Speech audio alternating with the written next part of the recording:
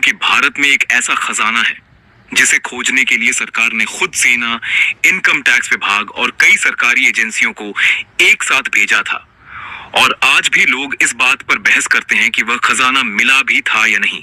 तो शायद आपको यकीन न हो, लेकिन सबसे हैरान करने वाली बात यह है कि इस रहस्य की शुरुआत 1976 में नहीं, बल्कि लगभग 400 साल पहले अफगानिस्तान की पहाड़ियों में लड़े गए एक भीषण युद्ध से हुई थी। कहा जाता है कि उस युद्ध के बाद एक सेनापति भारत ऐसा खजाना लेकर लौटा जिसकी कीमत का अंदाजा लगाना भी आसान नहीं था। सोना, चांदी, हीरे, जवाहरात और युद्ध में हासिल की गई अनगिनत दौलत। लेकिन फिर वह खजाना अचानक इतिहास से गायब हो गया। सदियां बीत गईं, मुगल चले गए, अंग्रेज आए और चले गए, लेकिन उस खजाने का कोई पता नहीं चला। फिर लगभग 400 साल बाद भारत सरकार ने अचानक जयगढ़ किले में एक विशाल खोज अभियान शुरू किया। आखिर सरकार किस चीज की तलाश कर रही थी?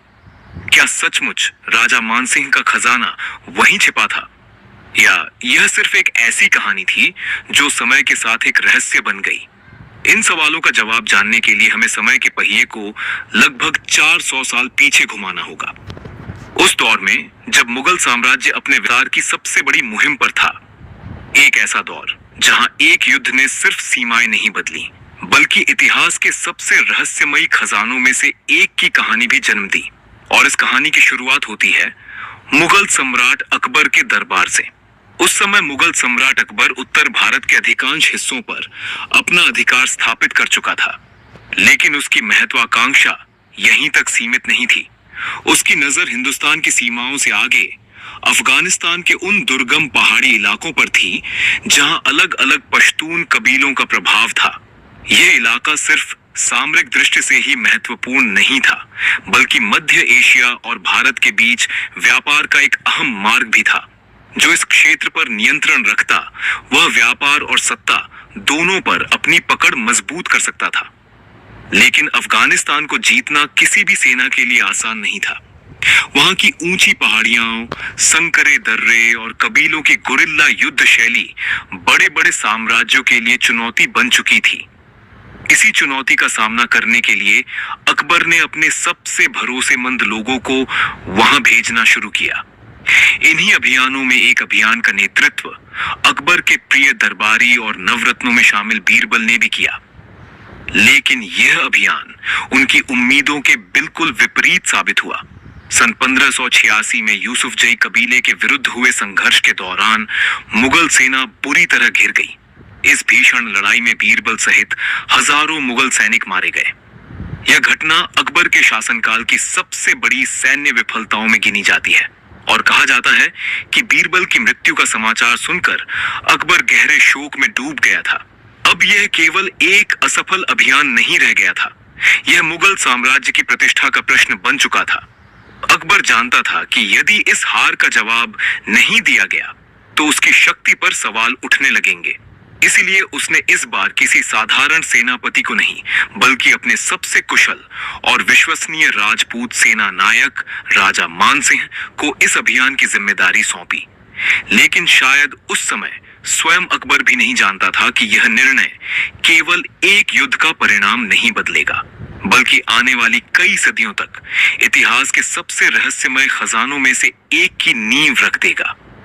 राजा मानसिंह केवल एक वीर योद्धा ही नहीं, बल्कि एक कुशल रणनीतिकार भी थे। उन्होंने अफगानिस्तान पहुंचते ही सीधे बड़े युद्ध छेड़ने के बजाय वहां के कबीलों की रणनीति को समझना शुरू किया। एक एक करके उन्होंने कई महत्वपूर्ण इलाकों पर अपना नियंत्रण स्थापित किया और मुगल सेना की स्थिति को मजबूत किया। लंबे संघर्षों के बाद अंततः मुगल साम्राज्य ने उस क्षेत्र में अपना प्रभाव फिर से स्थापित कर लिया। यह अभियान अकबर के लिए एक बड़ी सफलता था और बीरबल की हार के बाद डगमगाई मुगल प्रतिष्ठा भी काफी हद तक बहाल हो गई। लेकिन यहीं से इस कहानी का सबसे रहस्यमय अध्याय शुरू होता है। उस दौर में युद्ध जीतने के बाद पराजित शासकों और कबीलों की संपत्ति पर विजेता का अधिकार माना जाता था। सोना, चांदी, हीरे जवाहरात, बहुमूल्य हथियार, दुर्लभ वस्तुएं और वर्षों से संचित धन, सब कुछ विजेता के हाथ लग जाता था। कई ऐतिहासिक स्रोतों में यह उल्लेख मिलता है कि अफगान अभियानों के दौरान भी बड़ी मात्रा में धन संपत्ति मुगल सेना के हाथ लगी थी। हालांकि उस संपत्ति की वास्तविक मात्रा क्या थी, इसका कोई प्रमाणिक विवरण उपलब्ध नहीं है। यहीं से राजा मानसिंह के खजाने की कहानी जन्म लेती है। लोक कथाओं और बाद के कई विवरणों में दावा किया गया कि राजा मानसिंह अपने साथ अपार धन संपत्ति लेकर आमेर लौटे थे। कुछ कथाओं में तो यहाँ तक कहा गया कि यह खजाना इतना विशाल था कि उसे सामान्य राजकोष में रखना भी आसान नहीं था।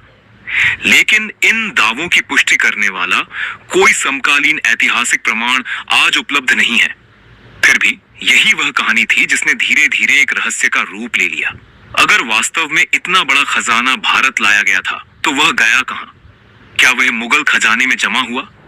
क्या उसे आमेर के राजकोष में रखा गया, या फिर उसे किसी ऐसी जगह छिपा दिया गया जहां सदियों तक किसी की नजर ही नहीं पहुंची? यही सवाल आने वाले कई सौ वर्षों तक इतिहासकारों, खोजकर्ताओं और सरकारों को परेशान करता रहा। समय बीतता गया, मुगल साम्राज्य आगे बढ़ता रहा, नए शासक आए और पुराने चले गए, लेकिन राजा मानसिंह के कथित खजाने का कहीं कोई स्पष्ट उल्लेख नहीं मिला। यदि इतना विशाल खजाना वास्तव में मौजूद था तो उसका हिसाब मुगल अभिलेखों में क्यों नहीं मिलता? यही वह सवाल था जिसने इस रहस्य को और गहरा बना दिया। समय के साथ इस खजाने से जुड़ी कई कहानियां प्रचलित होने लगीं। इनमें सबसे चर्चित दावा एक फारसी पांडुलिपि से जुड़ा है, जिसे हफ्त तिलिस्म ए अंबर के नाम से जाना जाता है। कुछ लेखकों और शोधकर्ताओं के अनुसार इस ग्रंथ में संकेत मिलता है कि राजा मानसिंह ने अपने साथ लाई गई बहुमूल्य संपत्ति का एक हिस्सा आमेर के आसपास किसी गुप्त स्थान पर छिपाया था। हालांकि इतिहासकारों के बीच इस ग्रंथ की व्याख्या और उसके निष्कर्षों को लेकर एक मत नहीं है, इसलिए इसे अंतिम प्रमाण नहीं माना जा सकता।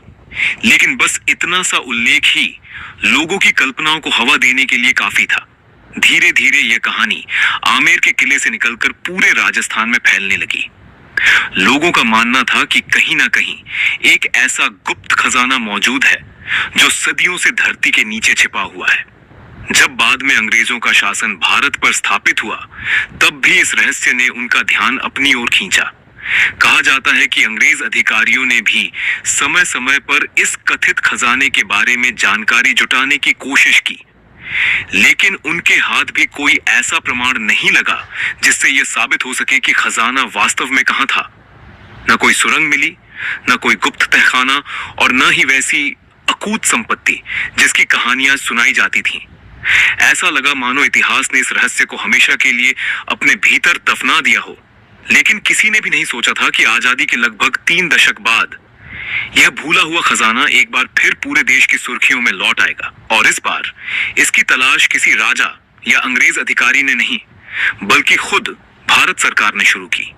साल 1975 भारत के राजनीतिक इतिहास का एक ऐसा दौर जिसे आज भी सबसे विवादित समयों में गिना जाता है। देश में आपातकाल लागू हो चुका था, प्रेस पर नियंत्रण था, विपक्ष के कई नेता जेल में थे और सरकार के पास पहले से कहीं अधिक अधिकार आ चुके थे।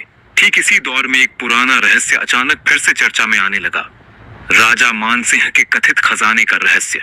उस समय जयपुर का शाही परिवार भी राष्ट्रीय राजनीति का हिस्सा था। जयपुर की राजमाता गायत्री देवी न केवल एक लोकप्रिय शख्सियत थीं, बल्कि इंदिरा गांधी की राजनीतिक प्रतिद्वंद्वी भी मानी जाती थीं। आपातकाल के दौरान उन्हें भी गिरफ्तार कर लिया गया। इसी बीच ऐसी खबरें सामने आने लगीं कि सरकार को राजा मानसिंह के कथित खजाने से जुड़ी कुछ नई जानकारियां मिली हैं। कुछ समय बाद जयगढ़ किले में एक बड़े सरकारी खोज अभियान की शुरुआत हुई। इस अभियान में सेना, आयकर विभाग और अन्य सरकारी एजेंसियां शामिल थीं। आधिकारिक तौर पर इसे एक कानूनी तलाशी अभियान बताया गया, लेकिन इतने बड़े स्तर पर हुई इस कार्रवाई ने लोगों के मन में कई सवाल खड़े कर दिए। आखिर एक ऐतिहासिक किले में इतनी बड़ी कार्रवाई की जरूरत क्यों पड़ी? सरकार आखिर किस चीज की तलाश कर रही थी? जयगढ़ किला यूं ही नहीं चुना गया था। यह किला आमेर किले के ठीक ऊपर स्थित है और इतिहासकारों के अनुसार दोनों किलों के बीच प्राचीन समय से जुड़े कुछ मार्ग और संरचनाएं मौजूद थीं। यही कारण था कि वर्षों से चली आ रही लोक कथाओं में जयगढ़ को भी उस रहस्यमयी खजाने से जोड़कर देखा जाता रहा। लेकिन असली सवाल अब भी वही था, क्या सरकार सिर्फ एक अफवाह की जांच कर रही थी, या फिर उसके पास ऐसा कोई सुराग था जिसने उसे यकीन दिला दिया था कि सदियों पुराना यह रहस्य सच भी हो सकता है। यहीं से यह कहानी इतिहास की सीमा पार करके एक ऐसी पहेली बन जाती है जिस पर आज तक बहस जारी है। जयगढ़ किले में चल रहा यह खोज अभियान कुछ घंटों का नहीं था। कई दिनों तक अलग अलग सरकारी टीमें किले के भीतर मौजूद रहीं। इस दौरान आम लोगों की आवाजाही पर कड़ी निगरानी रखी गई और पूरे अभियान को लेकर सरकार की ओर से बहुत सीमित जानकारी ही सार्वजनिक की गई। यही गोपनीयता आगे चलकर इस रहस्य को और भी गहरा बनाने वाली थी। इसी बीच एक और घटना ने पूरे मामले को अंतर्राष्ट्रीय स्तर पर चर्चा का विषय बना दिया। पाकिस्तान के तत्कालीन प्रधानमंत्री जुल्फिकार अली भुट्टो ने भारत सरकार को एक पत्र लिखा। उनका तर्क था कि यदि जयगढ़ में वास्तव में ऐसा कोई खजाना मिलता है जिसका संबंध मुगल काल और अविभाजित भारतीय उपमहाद्वीप के इतिहास से है, तो पाकिस्तान भी इस विषय पर अपना पक्ष रखना चाहता है। इस पत्र के सार्वजनिक होने के बाद पहली बार यह मामला केवल भारत का नहीं रहा, बल्कि अंतर्राष्ट्रीय चर्चा का विषय बन गया। भारत सरकार ने बाद में स्पष्ट किया कि खोज अभियान में कोई विशाल खजाना बरामद नहीं हुआ। आधिकारिक रिकॉर्ड के अनुसार वहां से कुछ पुरानी वस्तुएं और सीमित मात्रा में धातु से जुड़ी सामग्री मिली, लेकिन ऐसा कोई अकूत धन नहीं मिला जैसा वर्षों से लोक कथाओं में बताया जाता रहा था। सरकार का बयान साफ था, जयगढ़ से किसी रहस्यमयी खजाने की बरामदगी नहीं हुई। लेकिन यहीं से कहानी ने एक नया मोड़ ले लिया। सरकारी बयान के बावजूद अफवाहें थमने के बजाय और तेजी से फैलने लगी। कुछ लोगों ने दावा किया कि सरकार पूरी सच्चाई नहीं बता रही है। कुछ ने कहा कि अगर कुछ नहीं मिला तो फिर इतने बड़े स्तर पर यह अभियान चलाने की जरूरत ही क्या थी। वहीं कुछ लोगों ने यह भी सवाल उठाया कि अभियान की पूरी जानकारी सार्वजनिक क्यों नहीं की गई। यहीं से इतिहास समाप्त हो जाता है और शुरू होती हैं वे कहानियां जिनमें तथ्य कम और अनुमान ज्यादा हैं। लेकिन इन्हीं अनुमानों ने राजा मानसिंह के खजाने को भारत के सबसे चर्चित रहस्यों में से एक बना दिया। सरकारी बयान के बाद भी लोगों के मन में उठे सवाल कभी पूरी तरह शांत नहीं हुए। इसकी सबसे बड़ी वजह यह थी कि इस पूरे अभियान से जुड़ी कई बातें आज भी रहस्य बनी हुई हैं। आखिर सरकार को ऐसा कौन सा संकेत मिला था जिसने उसे सदियों पुराने इस खजाने की खोज के लिए इतना बड़ा अभियान चलाने पर मजबूर कर दिया। यदि यह सिर्फ एक सामान्य तलाशी थी तो इसमें इतने बड़े स्तर पर अलग अलग सरकारी एजेंसियों की जरूरत क्यों पड़ी। समय के साथ इस घटना को लेकर कई तरह की कहानियां सामने आने लगी। कुछ लोगों का दावा था कि सरकार को वास्तव में कोई महत्वपूर्ण चीज मिली थी, लेकिन उसे सार्वजनिक नहीं किया गया। वहीं दूसरी ओर कई इतिहासकारों का मानना है कि ऐसे दावों के समर्थन में आज तक कोई विश्वसनीय प्रमाण सामने नहीं आया है। न तो किसी आधिकारिक दस्तावेज में ऐसे किसी विशाल खजाने का उल्लेख मिलता है और न ही कोई ऐसा प्रत्यक्ष साक्ष्य उपलब्ध है जिससे यह साबित हो सके कि सरकार ने किसी खोज को छिपाया था। इसी दौरान एक और चर्चा ने लोगों की जिज्ञासा बढ़ा दी। कहा जाने लगा कि खोज अभियान समाप्त होने के बाद कुछ समय के लिए जयपुर से दिल्ली जाने वाले मार्ग पर सैन्य गतिविधियां बढ़ गई थीं। इस घटना को भी कई लोगों ने कथित खजाने से जोड़ दिया, लेकिन उपलब्ध ऐतिहासिक प्रमाण ये सिद्ध नहीं करते कि इन गतिविधियों का संबंध किसी खजाने से था। इसीलिए इसे एक स्थापित तथ्य नहीं बल्कि एक लोकप्रिय धारणा के रूप में ही देखा जाता है। यही वह बिंदु है जहां इतिहास और कल्पना एक दूसरे में घुलने लगते हैं। एक और सरकारी रिकॉर्ड है जो कहते हैं कि कोई बड़ा खजाना नहीं मिला, दूसरी ओर लोक कथाएं और अफवाहें हैं जो दावा करती हैं कि असली कहानी कभी दुनिया के सामने आई ही नहीं। लेकिन अगर इन दोनों बातों के बीच सच कहीं मौजूद है तो वह आखिर है क्या? यही सवाल इस रहस्य को आज भी जिंदा रखता है।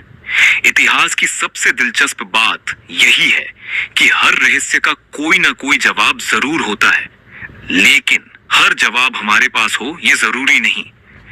राजा मानसिंह के कथित खजाने के मामले में भी कुछ ऐसा ही दिखाई देता है। आज हमारे पास कई कहानियां हैं, कई दावे हैं और कई सवाल हैं, लेकिन ठोस प्रमाण बहुत कम है। कुछ इतिहासकारों का मानना है कि यदि राजा मानसिंह वास्तव में अफगान अभियानों से बड़ी मात्रा में धन लेकर लौटे भी थे, तो संभव है कि वह धन किसी गुप्त तहखाने में छिपाया ही न गया हो।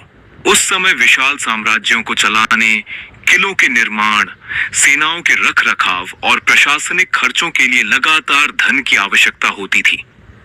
इसलिए यह भी संभव है कि वह संपत्ति समय के साथ अलग अलग कार्यों में खर्च हो गई हो और बाद की पीढ़ियों ने उसे एक रहस्यमयी खजाने की कहानी का रूप दे दिया हो।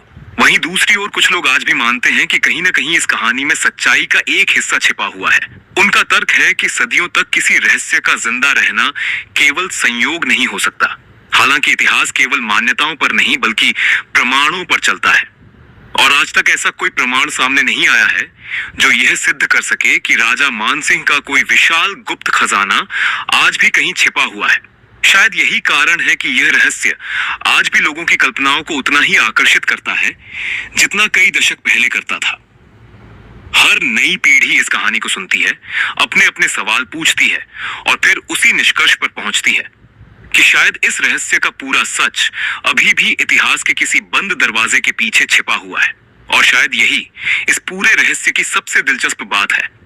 400 साल बीत चुके हैं, मुगल साम्राज्य इतिहास बन चुका है, अंग्रेज भी भारत छोड़कर जा चुके हैं, आपातकाल भी अब सिर्फ इतिहास की किताबों का हिस्सा है, लेकिन राजा मानसिंह के कथित खजाने का सवाल आज भी वहीं खड़ा है।